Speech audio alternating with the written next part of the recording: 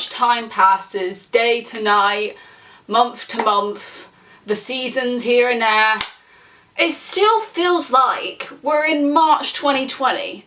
Or is that just me? I just feel like so much in the world that has happened since March 2020.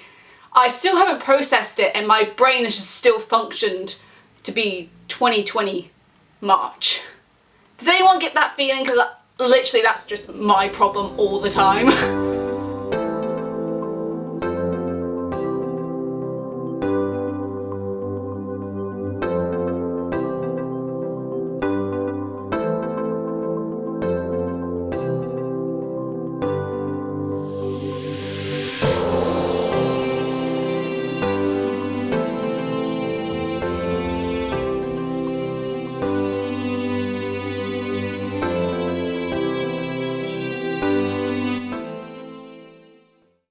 Hey guys, welcome back to Goldilocks Original. I am Rose, as you should know by now. Or if you don't, hello, I am Rose and welcome back.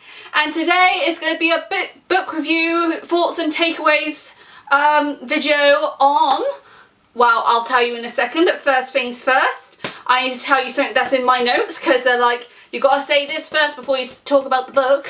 So we're going to talk about the first note, which is I am going to be doing a reaction video again to one of Taylor's albums, but it's going to be one of the ones that she owns, and that's going to be to the Lover album. I have listened to this album once before, so it won't be a first time authentic album listen, but I've only really listened to the whole album once. I've listened to repeats on the songs that I liked, but I've never really heard this. I've only heard the whole album in full once, so this will be like my authentic second listening, if that makes any sense. But yeah, I'm going to be doing a reaction video to the Lover album, so keep an eye out for that. I think it should be coming in the next 2 weeks, 3 weeks. Like, I think I'm going to be having 2 book reviews first, and then it's going to be like the Lover reactions. So, yeah, and then we'll just go from there. I might be doing a Folklore and Evermore reactions, but once again, it won't be a true and authentic first listening. It'll be probably, well, I think with Folklore, I've listened to that whole album as it is 3 times now.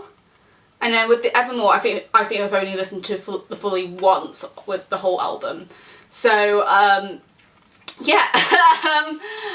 So I'm thinking of doing reactions to that. So just letting you know my thinking process of the reactions. I really want to continue down the Taylor love, so we're going to continue down the Taylor love. But until then, we'll get back to the main topic of this video, which is a book review. And the book review that we're talking about, well, the book that we're talking about today is Where Hope Comes From by Nikita Gill. So without further ado, let's get into it. I'm going to be reading the blurb first, which is on the side here. There we go. So it says here, written against the backdrop of the global crisis, Nikita Gill's most personal collection yet shines a light into darkness. Weaving words that explore our collective trauma through the life cycle of the star, she invites the reader to feel connected to the universe. Nikita Gill's masterful poetry and beautiful illustrations take us on the journey through the 5 stages of grief to the 5 stages of hope.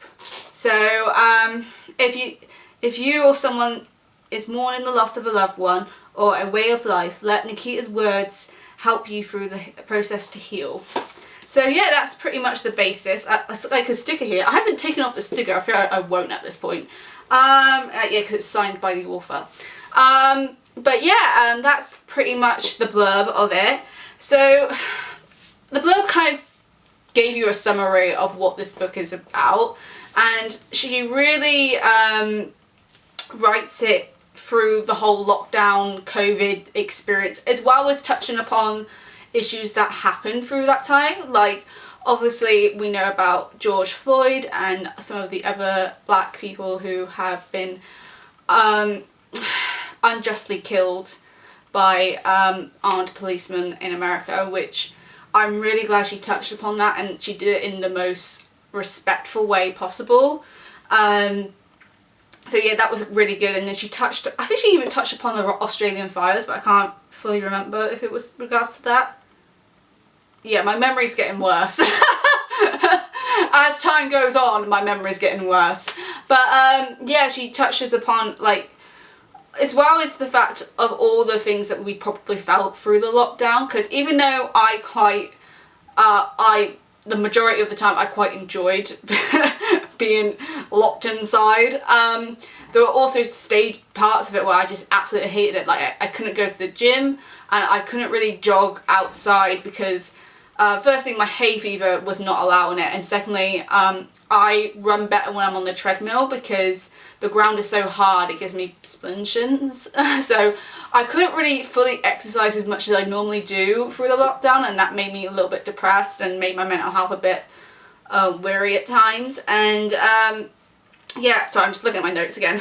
And yeah, and like when the blurb said, like, she goes through the 5 stages of grief to the 5 stages of hope, and I think she does that so well. As mentioned in the blurb as well, like the blurb really gives it away. She does this. Sorry about the lighting, by the way. Off topic. The clouds are coming in, even though it's like 3 o'clock. So if the lighting's gone down a little bit, sorry about that. There's not much I can do. I'm doing natural lighting here. But anyway, how she goes through these 5 stages of grief to 5 stages of hope. She uses, like, I think I said here, through the formations of the stars. So she literally, you know, in a previous video I talked about my novel update. Well, like with my own novel that I'm separating into parts, she separates the whole poetry book into parts as well, and through the formation of stars. So the first one that she did, hold on, a black hole, despair, and then she writes down the astronomy of it and then the informal meaning of what she interprets it and everything like that, which is really cool.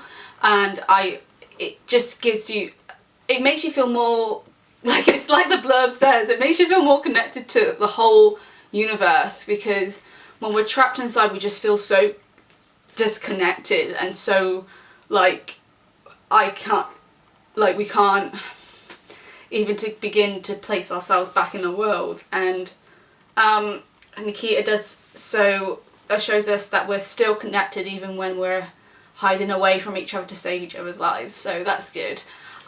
Yeah, I really liked it. I don't know. I got lots of notes here, so if I look down, that's why. So the learning highlights. There was, in regards to my own writing and what I took out from her poetry and her words to my own writing, is firstly, I'm gonna have to look at my notes.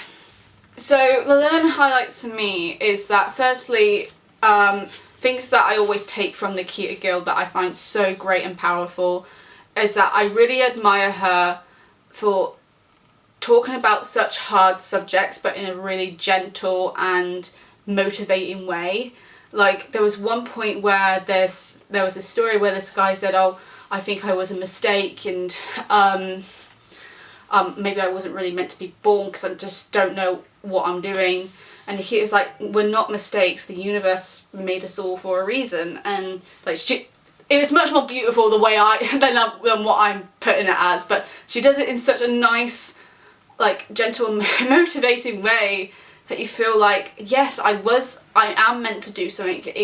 I am here for a purpose, and I just haven't figured that out yet. And it's so nice how she's done that, and I totally, really respect her for that. And not only that, she has a real gift of empathizing with people she's never met, like empathizing with her through her writing to the reader.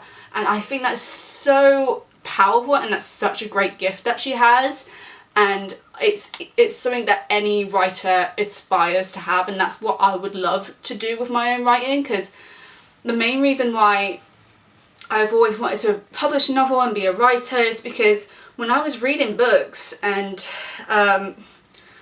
and I got myself lost in the worlds that I was reading about, it made me feel less alone. It made me feel I could be seen by these characters, and that's what.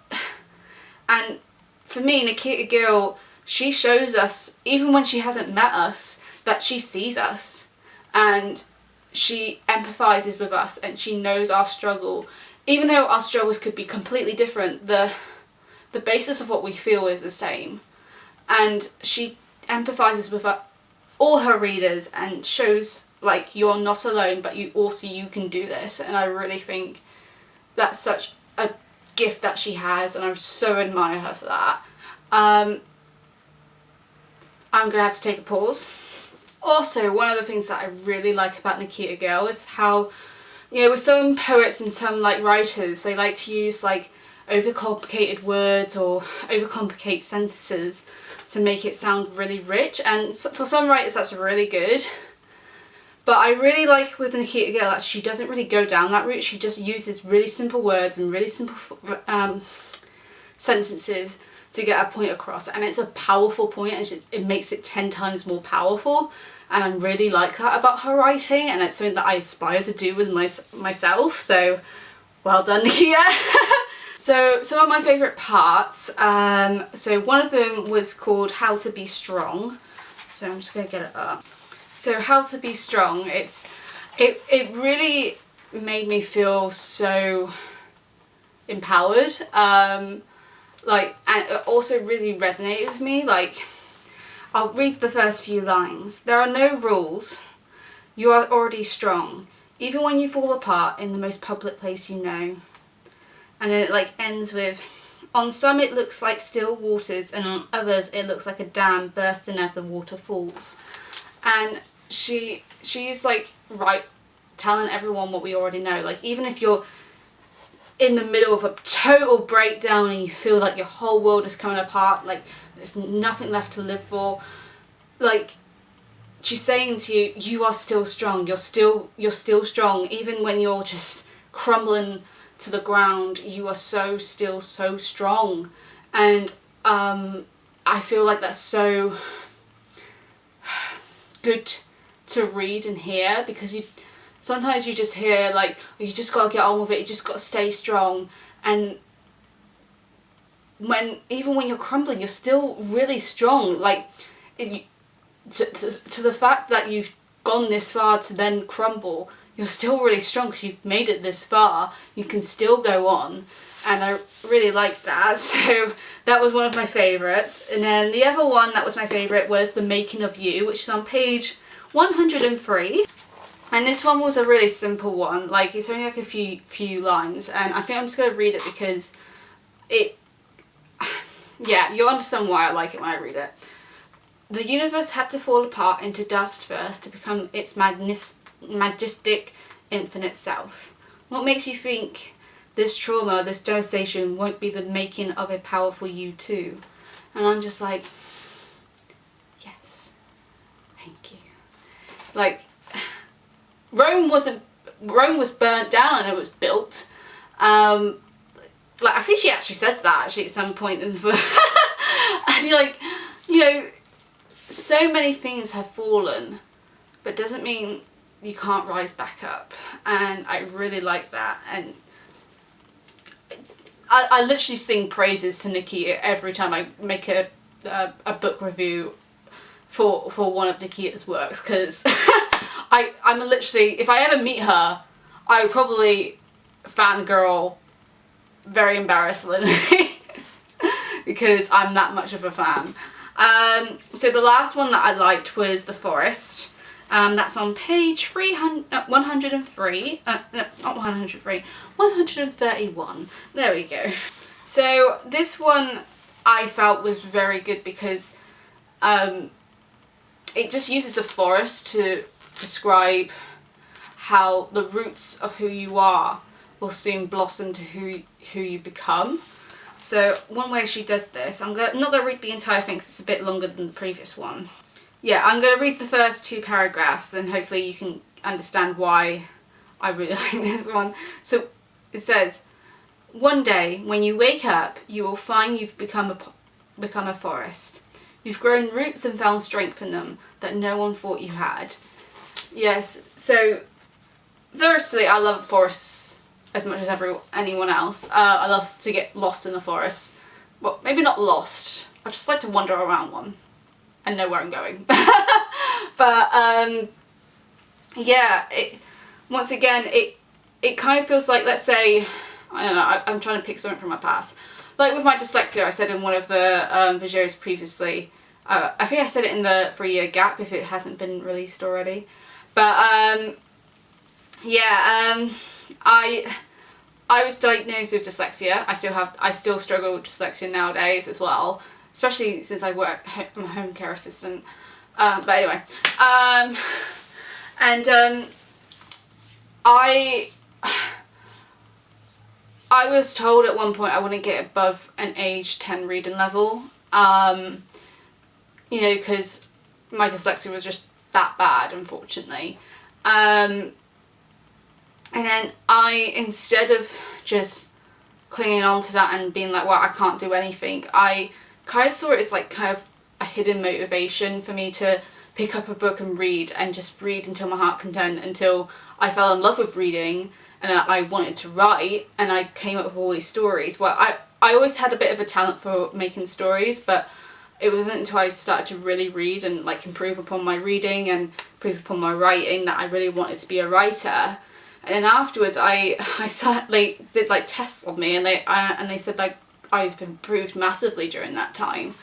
And like 10 years later, I got a master's degree in creative writing. So that route of my dyslexia diagnosis, my severe dyslexia diagnosis, was the making of me, was how I ended up where I am today. And I'm so proud of that. And you know, everything has a reason. And I feel like the roots that she mentions in here, those roots are there for a reason, and they're there to build your forest, to build you. And I really like that. So yeah, those are my top 3 that I liked. Let's move on, because I don't know, I'm just gonna keep on saying I really liked it without giving much of an explanation, when I'm just like, I don't know what else to say. Because I think what I really liked about each, like I love the whole book as a whole, but I think what drew me into those 3 in particular, well, I think mainly the forest one as well, is that she gives you an image to work on, and she's saying this is you, and you are this forest. You have so many layers, you have so many trees, you have so many branches of who you are, and it all started from all these roots. And I think that's such a great imagery, and but it resonates so much with who everyone is, and I really like that. So overall thoughts. So first things first, Nikita is amazing. Nikita Gill's amazing, and like I said previously, if I ever met her, I think I'd just probably faint. Because she's one of my inspirations now. Like, I have 3 top writers inspirations, and she's one of them. And you know, I also really looked up to her as a woman to a woman. Like, she's like kind of like my woman role model, because she just speaks out on so many issues, and I so respect her for it, and I want to give her a high five. But then if I ever met her, I probably wouldn't be able to give her a high five because I would faint. So there we go. And then I think I'm reading my notes again. And not only was this good for me as an inspiration towards my novels and what I kind of want to have my writing to be like, I think this was this book is very good just to pick up and read, and when you're down or when you just need inspiration on life. And you know, it just made me feel so much better on life. And then I had to go to work next day. No, that was a terrible joke. That was a joke. But yeah. But either way, I really liked this book, and I would so recommend to anyone, even if you're not like a big poetry reader, I would still recommend it because it's just so nice. It just feels so hopeful. Hopeful. So yeah, I think I'm just going to end it there. I'll see you next time. Bye.